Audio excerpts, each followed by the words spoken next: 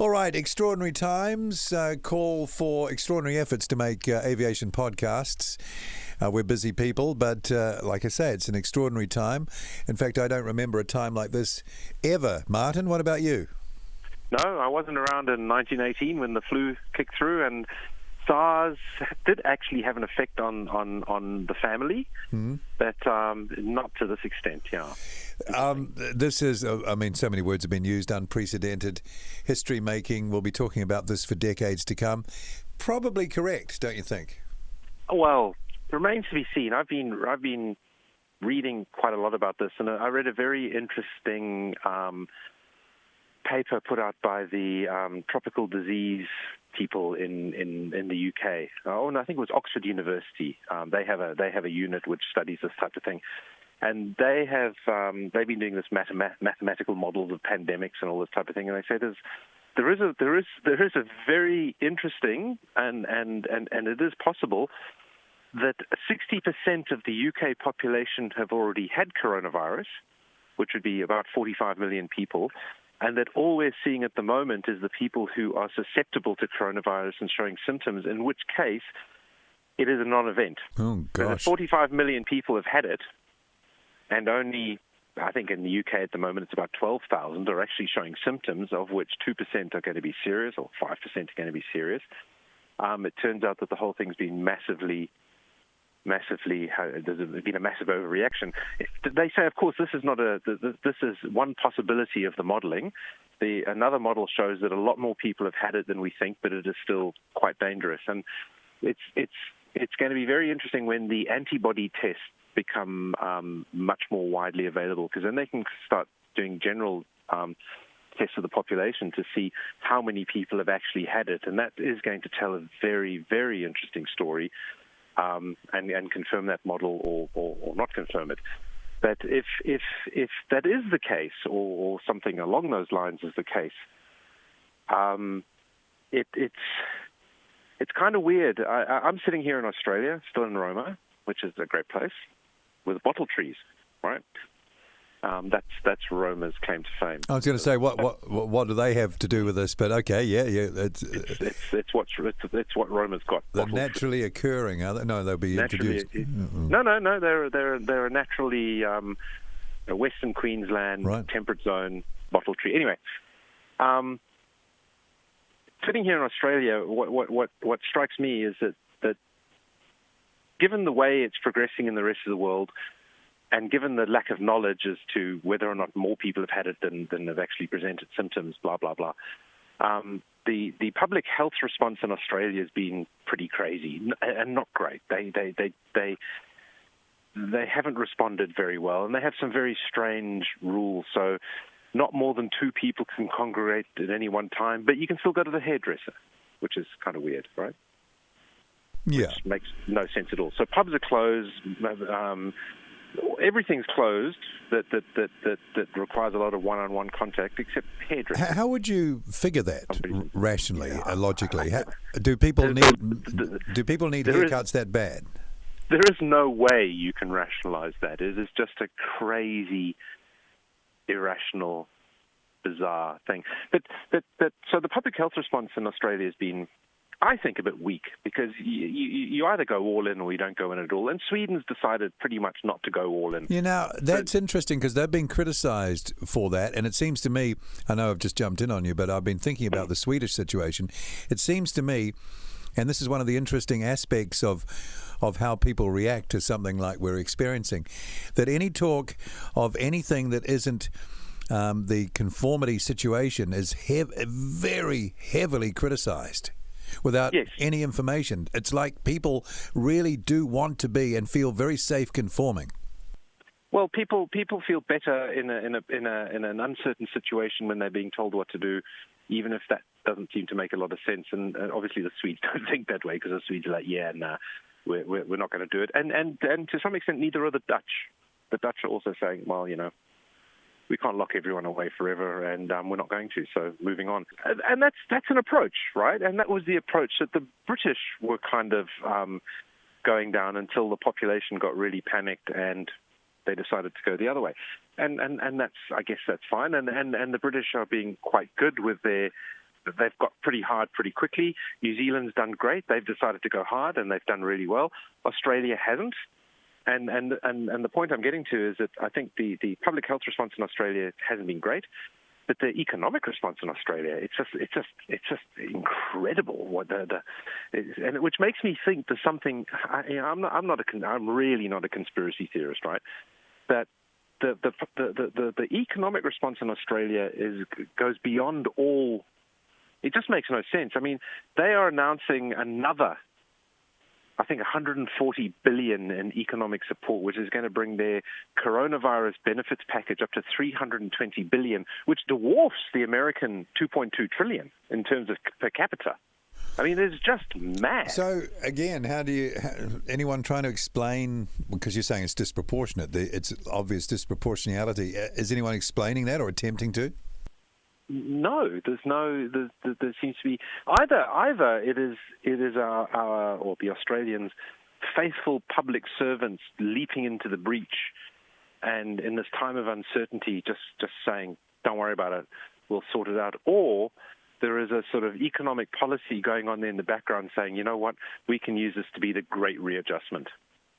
When you say readjustment, what do you mean? House prices down.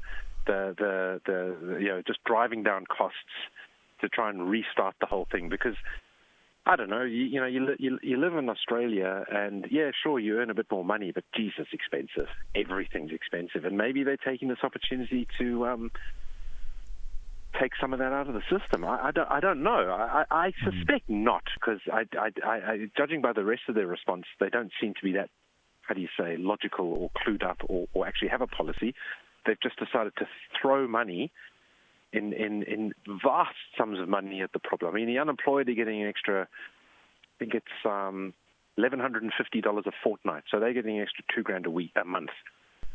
Crikey. What, a fortnight or a month? $1,150 a fortnight. Well, it only went up $25 for New Zealand beneficiaries a week, $25 a week. Yeah. So here it went up $550. Sorry, it's a lot. Anyway, it's a lot.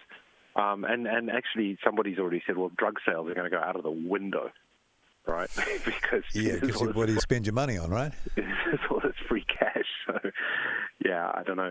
But anybody who can prove a 30% reduction in their income can claim an extra $1,500 a fortnight, and rent moratoriums. A friend of mine, he has a rental property. His tenants have already informed him they've lost their jobs and they won't be paying rent. He's on to the bank. The bank's like, right, we'll give you a mortgage holiday. They don't have to pay rent. You don't have to pay your agent fees because, of course, the agent fees are dependent upon the rent income. Bang, bang, bang. It's all just falling by the wayside. Companies like R.M. Williams have decided they're closing all their stores. There's no mention of them reopening their stores. Large companies all across Australia are just ditching staff like you can't believe. Now, if this does blow over, and as it eventually will, but if it turns out in sort of 6 to 8 weeks that, it wasn't such a bad thing, it's going to be really hard to claw all that back. I mean, the airlines have already said we're not flying till the end of June. I mean, Queensland licensing, these government departments, they've closed down for 3 months. So if you need to go and get a truck license or something, it ain't happening for 3 months. Thinking about that, what surprises me is how easy all what you've just been talking about, sort of kind of happening here as well, all could have happened so quickly out of nothing. It's like people have already shut up shop. It's incredible. You'd normally never get that. So either people really believe or are spooked by what's happening, or that they were in. Virtually everything was in a very tenuous financial situation anyway. We talked last podcast, it seems that these big companies, for example, over here, the TAB last week was saying that they could go bust. You've got airlines all over the place saying they inevitably will go bust. There's a whole tourism industry here. I think it's a third of the economy that could literally go bust. Yet there seems to be a willingness to risk all that. Yeah, no, it's amazing. Like easy, no worries. We'll do it next week. That sort of ease, Suddenly, yeah, which makes me think, maybe, maybe that maybe they are using this day. I mean, I hate using well, it. that would require a lot of collusion and a lot of lining up ducks, but which is why I don't think it's actually happening. I just think that they're just going all out to we'll just throw money at the situation and hope it goes away. well, but it's going to be very hard to pick up the pieces afterwards because 6 months later you say, all right, you've got to reinstate your mortgage, you've got to do this, and people are saying, well, I still haven't got my job back, because they actually use this as a way of shedding half their workers. So, R.M. Williams and not just R.M. Williams, all the clothing stores, a lot of large companies have let all their staff go. Like, let them go, right? See you later. Yeah. And maybe they won't hire them back. Well, the wage subsidy system here that's been operating, I think it's up to $585 a week for someone who's earning a couple of K a week. Normally, that's starvation rations almost. But already $3.7 billion has been drawn down. It's only been a week. Yeah, amazing, eh? Actually, 5 days for you guys. That is super quick. I spoke to someone yesterday. I said, how does the first week of lockdown feel? And she said, it's only been 4 days. It feels like 2 months. Yeah. Yeah. No, it is incredible, and it's going to raise a lot of questions. I never thought I would hear messages on the radio saying, "Do not go out of your homes. Do not mix with people." See, and they don't really have that here. We've got that here, and it's kind of freaky to hear it because what you're telling people to do are the most unnatural, non-human things to do. Yeah, and that's what the Swedish government is. That's their take. It's borderline. It tramples upon people's human rights, and it's completely unnatural. So we'll kind of take our chances. We've got a good, well-funded health system. Well-funded. Well, if everything else is well-funded, it'll be able to stand more than 3 weeks without going out of business. But everything seems to be collapsing in about a month's time. So I don't know how well-funded things are unless you're printing the money. Today here in New Zealand, our Prime Minister, who I think is, in a comms way, communication sense, is doing a good job. She's fronting it. The population are behind her. There's almost a cult of personality developing around it, from my assessment.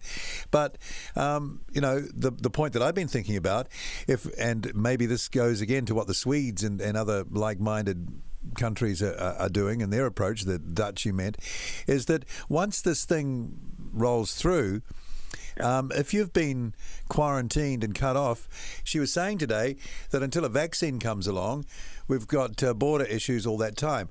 That's 12 to 18 months to 2 years away. Yeah, it is. I don't think our economy can take it. Well, or the economy is going to have to change, yeah. Well, people are going to become poor, and like you're saying, that whole cost structure of life is, that's going to have to fall, and it could be brutal. Well, a friend and I were talking about that this evening. So here I am out in Roma, right, which is lovely, don't get me wrong, but it's in the middle of nowhere. And yesterday I had done some work on the car and I needed to test it. So I drove it out to Mitchell, which is 85, 90 Ks further west. And it's a tiny little town, and he said, "Oh, okay, let's go and have a look at what houses cost in Mitchell." Still, even in Mitchell, right, which is Rome is in the middle of nowhere, and Mitchell is a good deal further towards really nowhere. A house is still 350, sort of between 300 and 450,000 Australian dollars. And we were just talking on the way back, and more this evening. The whole cost structure is wrong in a country similar to Australia, similar to New Zealand, that's essentially empty. But everyone's a wage slave to their property price, which is set by the valuers, which must be in cahoots with the banks to some extent. So everyone is just, and of course then everything's driven off that. And the government have massively encouraged home ownership and mortgages and everything, because in an economy with constant growth, your house price goes up. They don't have to pay you such a big. They can get away with paying you a smaller pension, because they can always say, "Well, sell your house for 750K and move out to the bush and buy a place for 300 and live off 300K for a while." Right. And I wonder whether that's coming to an end now. Well, it makes the property market look like a Ponzi scheme, essentially. It is a Ponzi scheme, and what it's done is artificially increased, quote, wealth end of quote, because no one's actually wealthier, actually. Because the replacement cost of your house, but on paper, everyone's done really well. You bought a house in Karori or whatever for $250,000 15 years ago, and now it's worth $750,000. So you're a lot wealthier, and you can borrow against that. You can go buy the boat and the jet ski and the Lexus or the BMW or whatever. But at the end of the day, it is exactly a Ponzi scheme. Exactly, that's what it is. Maybe there's no one else to come in now. well, once you've got if you have a system based upon continual growth, when growth stops, it's actually a catastrophe. Yeah. And I don't know if people have got their head around that. When growth stops, I mean, Australia has had continual growth apparently for 29 years, although they are very, very, it hasn't actually grown continually for 29 years, but statistically it has. And Australia, like New Zealand, like the UK, property price, the whole thing is hinged upon property price. And now, 6 months of this, your property, here they're talking 20-25% reduction in property price. And people are even saying that's not enough. Well, I remember when because we used to live in the same city, and a while back we used to go out and sort of stroll around and chat a lot. And I don't know if you remember, but even back then, I think we were questioning the property inflation that was existing, and that must be 5 or 6 years ago now, at least. And I think I remember certainly talking about an idea I had where you had managed mortgage relief over a long period of time to avoid a mass negative equity, but to ratchet down let the prices fall, but don't let them fall that brutally that you have a mass negative equity, because then you've got a societal and political problem. And that was that long ago. It seems like now it's off the edge of a cliff now, right? It's just off the edge of the cliff now. Well, that's exactly what we were talking about. A mate of mine were talking about earlier. The coming negative equity. They're going to have to write it off. You can't submit a generation to negative equity, and that's if the house prices do fall 20-25%, and I'm pretty sure the government's going to do everything they can to stop that happening. But if it happens, and if confidence in the general economy is lost, and people don't get their jobs back, or a lot of people might say, you know what, I'm working from home. To hell with it. I actually quite like this. Pay me less. That will happen. I know that will happen. People are even mentioning that now. People I know who are working from home. I mean, we've done it for ages. But they're saying, hey, this ain't too bad. This ain't too bad at all. Yeah. Pay me less. That's all right. And no premises required for the more than just an office to coordinate things for the business involved. Another friend of mine has a warehouse here that she's been paying $10,000 a month for the last 6 or 7 years. And the landlord phoned her of his own volition and said, I'm going to drop it 60%, pay $4,000. And she's like, well, I'm not going to pay him $10,000 ever again. Yeah, that's right. That's all over. Yeah, because this shuffles the deck on every level. Yeah. Wow, God. It does. It's very interesting. Anyway, I've got some aviation news. Well, not much. Well, I mean, let's start in this part of the world. Air New Zealand are sending off the first cargo flight to Shanghai tonight as we talk. So we're a Monday night tonight, 787-9. Apparently no passengers, I've heard. That might not be totally correct, but I'm pretty sure I heard that no passengers, just the underfloor. So that's really what they're doing at the moment. That's the local news. And apparently a lot of aircraft parked up at Auckland Airport. I haven't seen them, but I've heard about them. And just sort of skeleton flying on the domestic network at the moment. Yeah, and it's 3 flights a week to Australia from Auckland and from nowhere else. Yeah, I think it's 3 flights a week to Sydney, 3 flights a week to Melbourne, and 2 flights a week to Brisbane, which is unbelievable. Like the flying boat days, mate. Yeah, it's mad. Qantas operated their last commercial 747 flight yesterday, I believe it was. Yeah, out of Santiago. There's some confusion, though. People are saying that's the last flight, they're retiring them, and then someone else is saying, no, just parked. But can you see them coming back? I don't know about that. I can't see them coming back. And KLM operated their last 747 flight as well. Yeah, out of Mexico City. Yeah, and Qantas has got an agreement with the pilots for the Project Sunrise flight. Oh, okay, so that's going to happen when things come back. but they're already doing something similar, because now they're flying to Europe, operating their main flight to London, non-stop from Darwin with the A380. All right. Oh, so they're keeping the two they're keeping flying are doing that For a couple of, for a week or so. Darwin direct to London. Darwin direct to London. Crikey. What sort of load? Probably not many. They didn't say. Wow. But apparently, If I looked into it, and apparently, it can do Darwin to London with a load of passengers. So, the old A380 ain't not dead yet. One wonders why they didn't do that earlier. Yeah. So airliners all over the world are being parked on runways and taxiways, anywhere you can find space. I've seen the pictures from Atlanta, where the Delta fleet, a lot of the Delta fleet are parked. Also, Cathay Pacific in Hong Kong, I think pretty well the entire fleet on the ground. EasyJet, the entire fleet will be parked in the next few days. It just goes on and on. When does Air New Zealand officially stop all the international routes? I think it's tonight, isn't it? The 31st? Is it the 31st? I'd have to look that up. I can't tell you off the top of my head. I think it was 1st of April. It's all over. Yeah. Yeah. And of course, the government's thrown them a $900 million lifeline. So, again, another company that can't take it for more than a month. I know, and this is going to be, for me, it's a recurring. I can't believe it, actually. And how quickly they shed workers.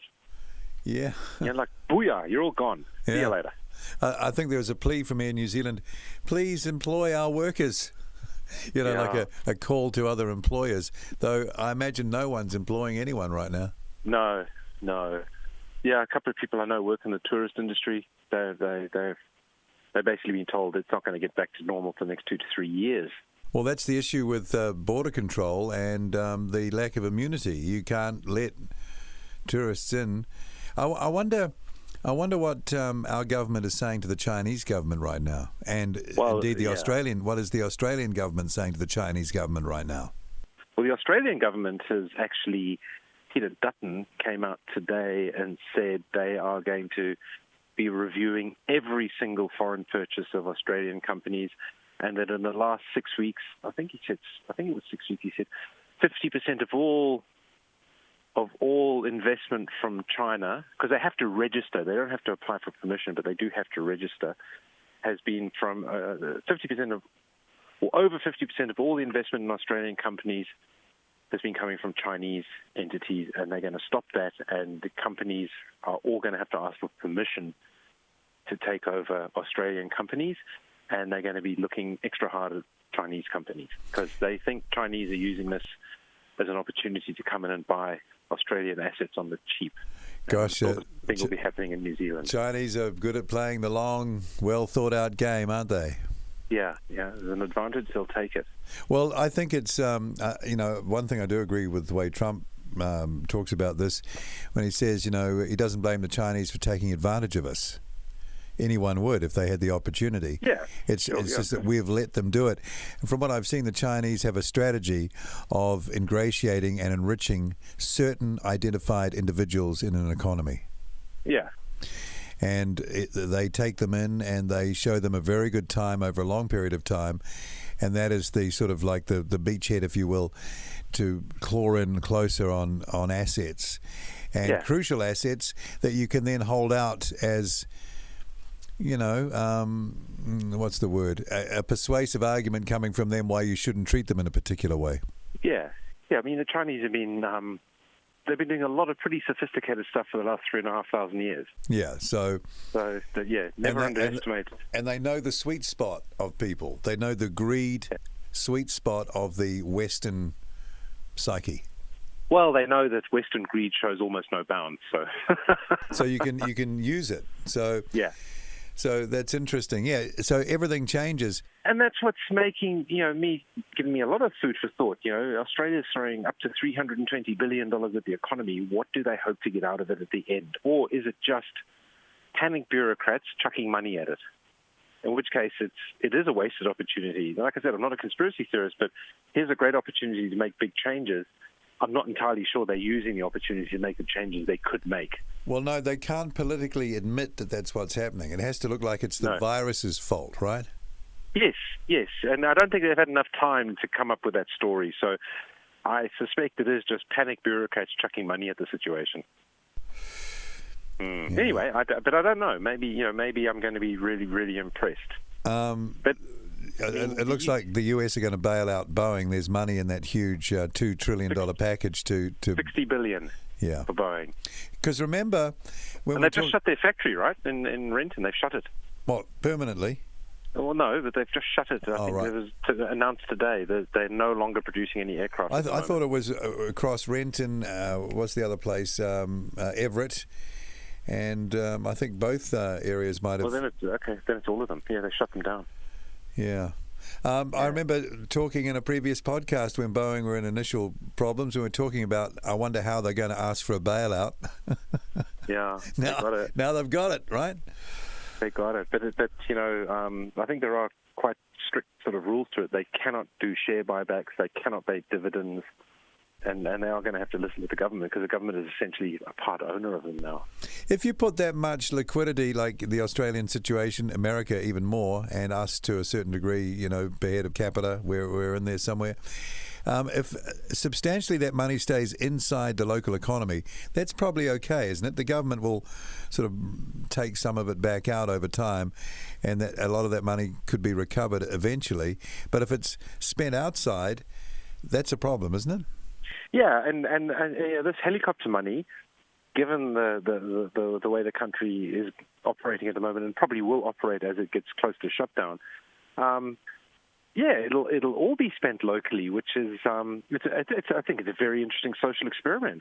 Instead of giving it to the banks like they've always done previously, and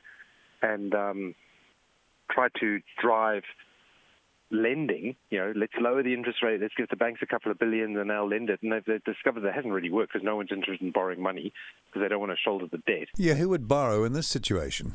Yeah, so they've decided to helicopter it in. So they're going to give people, wage money, wage supplements, and they're basically just giving everybody money, even Kiwis. If you're a Kiwi who has lived and worked in Australia for more than a year, you can qualify for the $1,500 a fortnight rent income supplement. They've actually done that now, which is great. Yeah.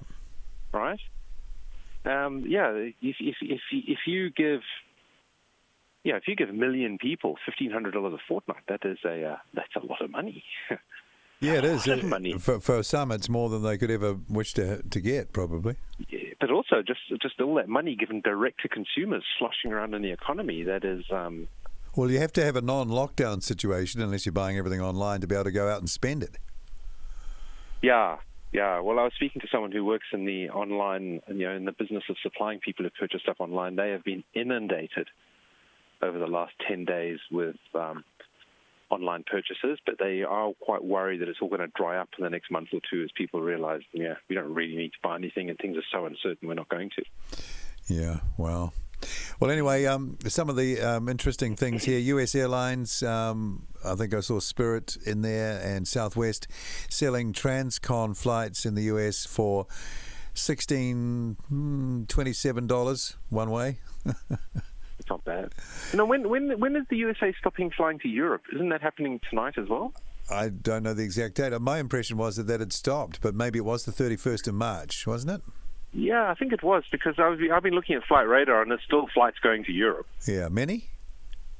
Oh, it's normal. I mean, Continental flying from Frankfurt to Orlando, and a couple of flights to Chicago, and I don't maybe less, but still flights direct from Europe to the States. Well, you're going to be able to get some pretty low-cost US domestic airfares, and they're borrowing money. Delta Airlines has borrowed $5.6 billion. Singapore Airlines have got $4 billion borrowed. So heading for 13. They've announced they want 13 billion. Billion. It's huge money, man. That's crazy, eh? I mean, we are dealing with amounts that I don't think anyone even knew existed.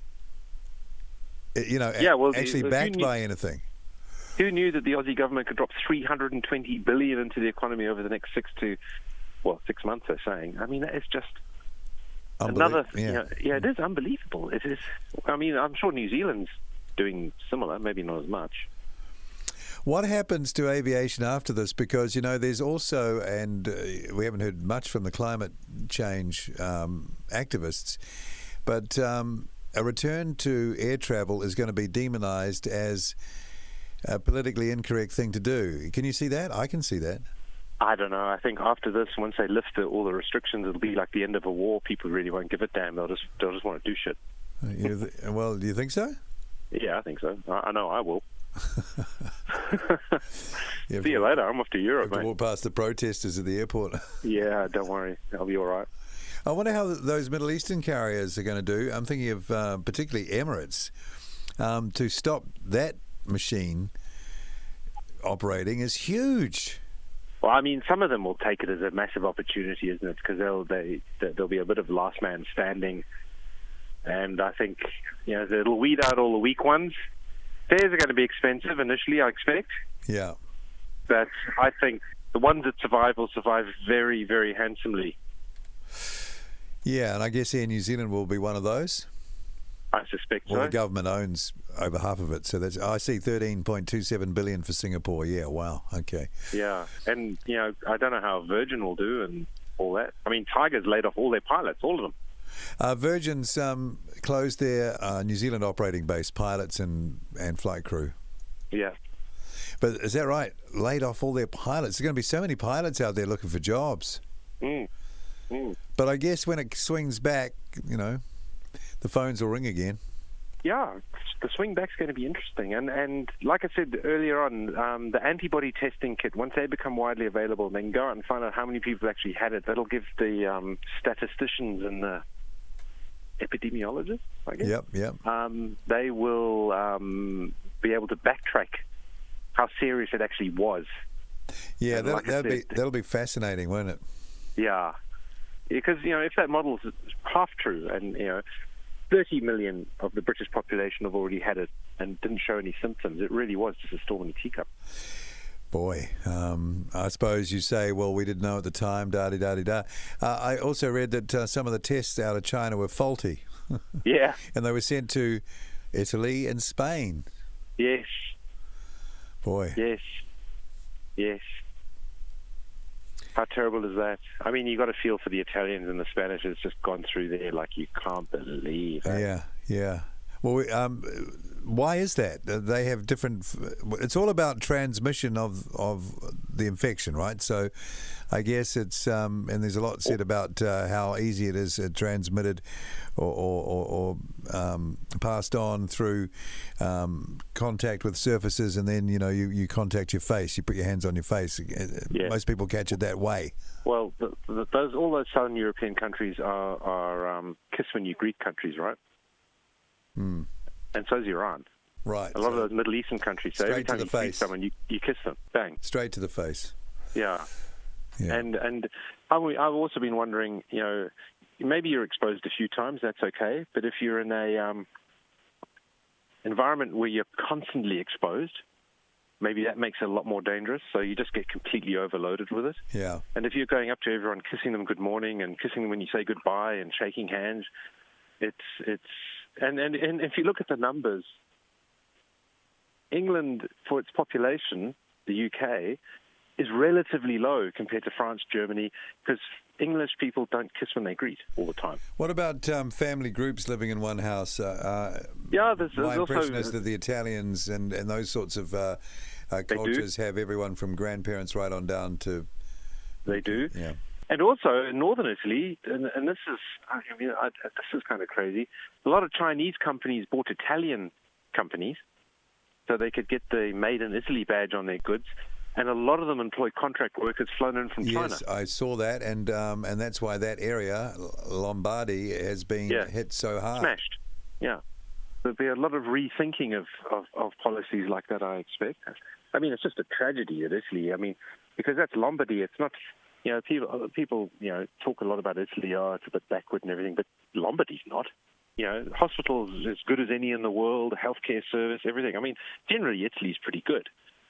Spain's pretty good. I mean, when I was in Spain last year, people who've used the Spanish health system, British people who use it, it's fantastic. And yet now there's videos going around of people just lying in the corridors. Yeah, well, because they can't cope. That's the thing, and this gets into another question of what you can and can't trust. There was an interesting statistics I heard today reported from the United States, and it was a poll by Rasmussen, a polling operation in America, not entirely renowned for its total accuracy, but it is a legitimate polling company. And one of their polls showed that I think it was up in the early 80 percentile of Democratic voters believed what they were hearing in the news. There was a disproportionate willingness to believe what they were having reported to them over everyone else. Yeah. So I guess people, non-Democratic voters, were skeptical of the news they were hearing. But the Democrats weren't. So I would imagine that you could probably say that from that, extrapolate from that, the people who tend left of centre a bit more tend to give information they hear, if it sounds credible, credibility. Yes. We know these days that it's very easy to make something sound credible. Production values and standards that, if you don't think too deeply about them, can make something look very credible. So with that in mind, there have been conflicting reports. I think there's an operation called Project Veritas, which has been going around and catching out supporters of particular candidates for the election, you know, what they're doing behind the background with hidden cameras and all that sort of stuff. If you're to believe this, they went around New York hospitals and only one hospital had any COVID-19 patients in it. All the others were deserted. Yeah. The impression is that these corridors are overflowing. Look, I don't know what to make of it, but just my knowledge of the media, I know it wouldn't be too hard to create an impression of something that a lot of people would believe. Yeah, and then you wonder what the agenda is then, though. Well, that's right. Then you have to peel back the onion layers. But obviously, if that was the case, media entities would have to be involved. But you've got to remember, most of the media entities that we consume are private corporation-owned media entities. Yeah. You know? Yeah, looking to make a dollar. You got to have healthy skepticism, I guess. I noticed during the Brexit debate that they'll say that they weren't. The BBC were horribly biased. They were. It was so obvious. Biased, yeah. And you could tell that every journalist almost looked like they'd been brainwashed. Yeah. You know, they were of the same culture. Now, they're trained by the same people. They all offer the same courses, and it's sort of like a loop that doubles down on itself all the time. So I can see why they're like that. But the effect it has is so obviously biased, though to a lot of the population, it's totally credible. Well, it's where they get their news, right? Wow. Yeah. So So if you want to build a how is this happening? Why is this happening? Who knows? But it wouldn't actually be in this communications environment too hard to make something look a particular way, and for a lot of people to believe it. Yes, potentially. Yeah. Like I said, you do have to have a healthy skepticism some of the time. Social media shows it up very well. I see that people put up links. There's this. Graphic doing the rounds, distributed by the Young Turks website. They've been around for quite a while, and very left of centre progressives in America. And it's a 30-second TV commercial that they've put up on their website, but has been made by the Democrats. And it's all Trump's quotes, out of his mouth during these briefings. One thing they don't tell you is that they're all edited sound bites. Yeah. But you see, this is what people don't realize. It's not a flowing conversation of him saying something. And people think it is. No, it's like a whole lot of out-of-context sound bites taken from multiple occasions. Yeah. And, to someone who can't put the filter on and think that through, their blood is boiling at the end of it, thinking this guy is like the devil. Yeah. You can always tell, folks, that you're not getting context if the soundbite ends on an upward inflection. Yeah. By the way, there's more. They've cut it off. Yeah. So, again... At least you're in Australia, of course, where just about everyone's sentence ends on an upward inflection. Well, yeah, but if you're an experienced editor like I am, those things are so obvious, but they're not obvious to a lot of people. So when the persuasion is being done, you've got to be wary of all this. And it's fascinating in this environment to see how it's being reported, and you're trying to work out, you're trying to reverse engineer. What is this all about? Though. You don't need to take Trump's quotes in isolation and edit them all together to make something that'll make you laugh, because he's quite capable of putting together a more or less coherent sentence where he contradicts himself twice. Well, yeah, and then denies it. Sure, but let's hear that. Yeah, exactly. There was a great article. There's a great example of that today, where somebody asked him why he closed the CDC, the Center for Disease Control, and he said, A, that's a nasty question, and B, I didn't do it. And then they cut to a press conference he gave in 2018 where he says, I've decided to close the Center of Disease Control. Yeah, that's right. Okay. Yeah. Yeah. But of course, he responds incorrectly to that by trying to bluster his way through it, when he could have quite reasonably said, we looked at the numbers, and at the time it seemed like a good idea. Yeah. Bang. Yeah. There you go. Finished. I don't know why because he takes everything personally. Well, to be fair, it's been an ongoing personal attack that's never relented. But and I guess you get into politician has that. Well, no one's ever had it like him. I don't think so. I think Obama did. It's relentless. Oh no, he was never. No, it's way stronger. But you sign up for that, and that's what you get. Exactly, and you got to learn how to handle it. And I don't think he has. Yeah. Well, yeah. The voters will make the judgment. They will. Though he seems to be doing quite well in the polls at the moment. Though, when you seem to be like a wartime type of president, it's like our Prime Minister, very popular in this situation. Yeah. She has a plan and she's sticking to it. Now, we don't know whether that's the right plan, but she probably won't be blamed for that, because nobody knew what the right plan was. So good on you. Well, it's obvious. The plan is this way because they know there's not enough emergency ICU capacity to handle a big spike of cases. Yeah. And this is why we're doing this. Yeah. I think a lot of Australians wish they had the same decisiveness at the head of their government. Yeah, well, she's certainly impressive in this role, I got to say. Yeah, that's good. And everybody is acknowledging that. What comes later, though, is interesting because you're digging out of this hole with an election in September. If people are feeling really poor and worried, they might not be so amenable. Well, it's like Churchill friendly after the Second World War, isn't it? He got them through the Second World War, and they couldn't wait to vote him out. Yeah, because they wanted something different. You're perceived as the one for that, and that's over now. Yeah. So how do you see this? We should really get back onto aviation, but I mean it's a very good canary in the mine, isn't it? Aviation. How's the airline industry going to look? I mean, there's going to be less airlines, right? A lot of aircraft aren't going to fly again, probably. Yeah, and a lot of people are probably not going to have the cash to go on holiday. So a lot of those cheap and cheerful holiday-based airlines all gone. Probably, yeah, well, maybe not gone, but severely downsized. I mean, I think EasyJet and those guys will pop back. I'm not sure that Norwegian will. Yeah, though, isn't that backed or have some association with their oil-generated superannuation sort of but fund? Sooner or later, they're not going to pour money into it because it doesn't seem to be making any. You do have to ask yourself whether Virgin will ever come back to that level. Although I've heard that Singapore Airlines is going to buy them out. That's what, Virgin locally or Virgin Atlantic? No, Virgin Australia. Right. So there's apparently Singapore is in talks to take the whole thing over, which would be quite interesting. So it might disappear as a brand. I don't know whether they keep the brand. I think the brand's had it. Yeah, I think so too. Air New Zealand obviously will be fine. Quite how quickly it pops back in, I reckon there'll be a massive pent-up demand for trans-Tasman travel, although whether or not people will be quite as willing to pop over to Sydney for a completely pointless morning meeting, not entirely sure. Yeah. Especially when they're all working from home and don't have to go into the office anymore. You got to remember, though, a lot of these quasi-government places, people in there, they see it as their right to travel.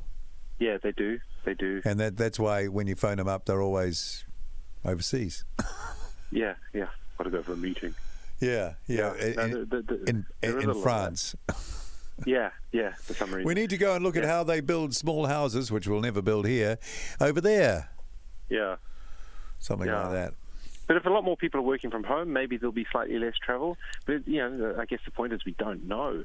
And we don't know how long this will go on for, because the longer it goes on for, it's obvious, but the bigger the effect it'll have.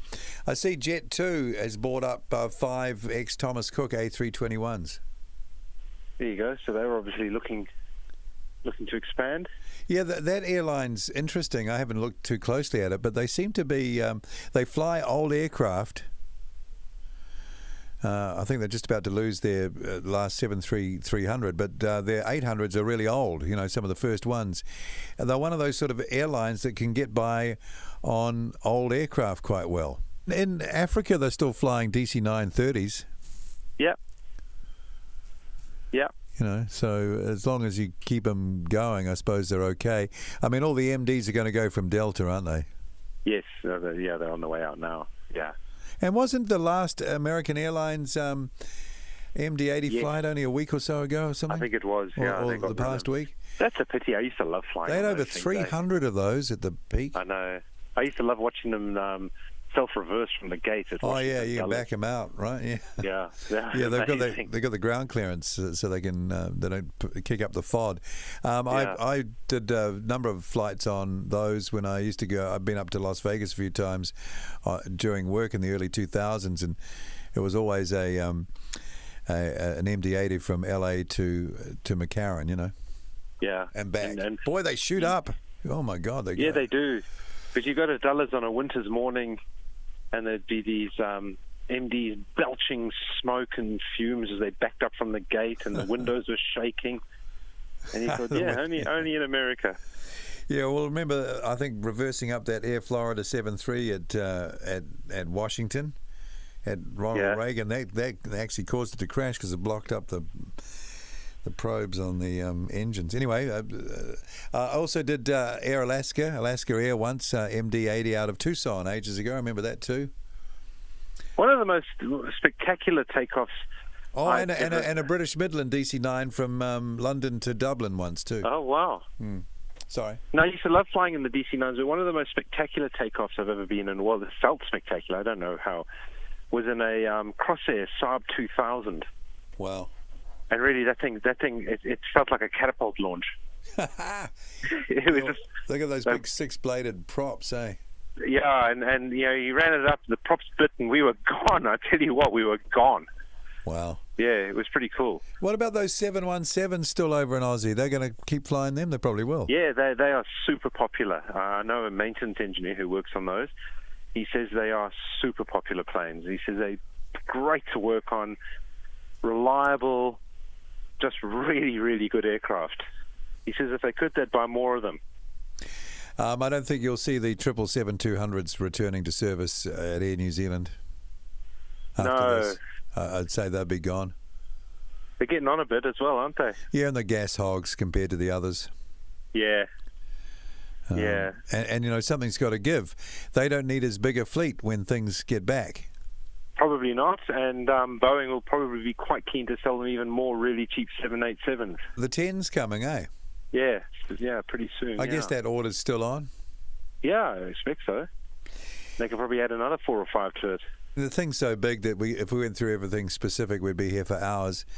A bit of a Bring Our Birds Home update. Been in touch with the owners of the planes. Obviously, everyone's pretty well hunkered down, even in Brazil. I think, I don't know about Manaus, but definitely Sao Paulo's under some sort of lockdown at the moment.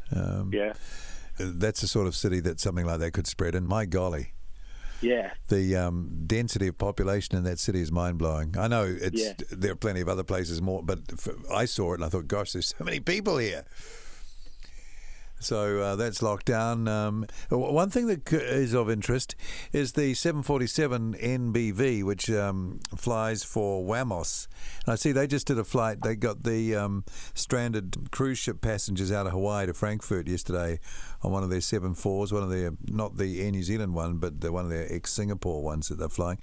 But it's possible that they'll can those shortly and that 747 comes up for something, Yeah. Well, you never know. I mean, who's going to fly those planes anymore? Yeah, no, that's probably all over for them. Excuse the noise. It's just started raining here. I can't hear it. Oh, can't you? I'm in a tin shed and it's getting quite loud. You sound like you're like an Australian pioneer or something, sitting in your tin shed out in Queensland somewhere. Out in the west, yeah. Big raindrops too, I bet you. Big raindrops, yeah. Anyway, so let's keep an eye on things, and we will, and we'll try and read the tea leaves through what the aviation world is telling us about this. I'd call it a once in a lifetime. Well, it's probably more than once in a lifetime, wouldn't it? That the situation. I guess the last time there was such economic woes, or potentially, was the Depression in the 30s. Well, yes, but at least the Depression. They started all these measures after the Depression had actually really, really kicked in. Here they started basically, we think we've got a problem. How many billion do you want? Yeah, they're very eager to go. Very eager. All those locked in, concreted in economic principles and orthodoxies seem to go within a few minutes. Out the window. Bye-bye. Yeah. And why? And, so the Great Depression, the measures taken of the Great Depression were a reaction to a problem that was it was all happening, and they were a response to a huge, huge issue. Here we've had the response before the issues actually had a chance to even happen, and I'm sure it will happen, but maybe it won't happen. And you're like, wow, very difficult to put that genie back in the bottle. I just don't know how you can continue the same tempo of activity and everyone still pays the bills when you're in an ongoing, even a partial lockdown or whatever situation. We're going to run out of time. I wonder how long do you reckon? How long? Well, 2-3 weeks. If as you say, they've offered benefits to people in New Zealand, they've already drawn down $3.6 billion in the first week. Well, if that goes on for 6 weeks, that's $24 billion. Yeah. There ain't that much money there, mate. Well, I think we're at about 160 or 70 or $80 billion economy per year. There you go. So that's a fair proportion already in a couple of weeks, potentially. Yeah, 10, 20, 30% of the entire economy. Yeah. So, yeah, good luck there. All right. Okay, well... GST will go up, taxes will go up, everything will go up. No one's going to be happy, man.